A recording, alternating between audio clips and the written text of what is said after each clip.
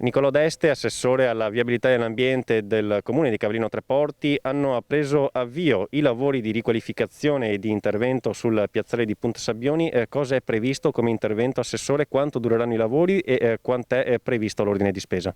Non potendo aspettare all'infinito i progetti di lungo-medio termine, abbiamo deciso di fare un intervento di minima ma comunque importante di riqualificazione del nostro territorio e in particolar modo del nostro piazzale.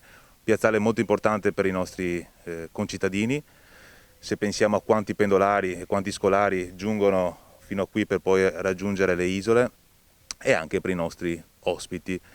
È un terminal fondamentale per il nostro territorio, una porta d'accesso importantissima per Venezia e aveva bisogno di un'opera importante di restyling.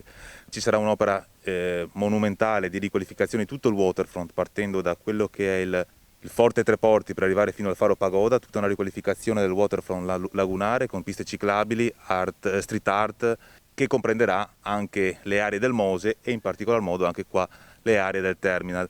Ma non potendo aspettare quindi quest'opera monumentale su cui abbiamo già posto i punti cardine per una progettazione che avverrà nei prossimi anni, abbiamo dedicato un'ingente somma insomma, per un'operazione di restyling. Un restyling che comprenderà una rivisitazione e una risistemazione del piazzale, una riorganizzazione dei flussi, dando una gerarchia, dando un'importanza, separando quelli che erano i flussi esistenti, con dell'arredo urbano, con un po' di vegetazione, con dei posti d'ombra e con delle sedute.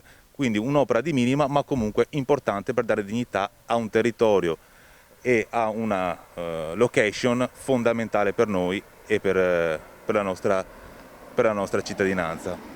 Questo primo step di interventi che costi ha richiesto, assessore? È un'opera da 130.000 euro. Appena siamo stati eletti abbiamo iniziato a mettere le mani su questo posto perché pensiamo sia fondamentale la rivalorizzazione di questo territorio anche come biglietto da visita per i nostri turisti.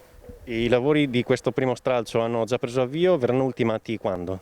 Ma pensiamo che entro fine mese si possa terminare il tutto. Questi lavori devono partire già in periodo pre-carnevalesco, ma per ovvi motivi sanitari, per colpa della pandemia, insomma sono dovuti slittare e per fortuna sono ripartiti in questo momento di riapertura di quelle che sono un po' le normative a livello nazionale. Fondamentale ritornare alla normalità e quindi la ripartenza dei cantieri danno anche un po' un buon sperare ai nostri concittadini.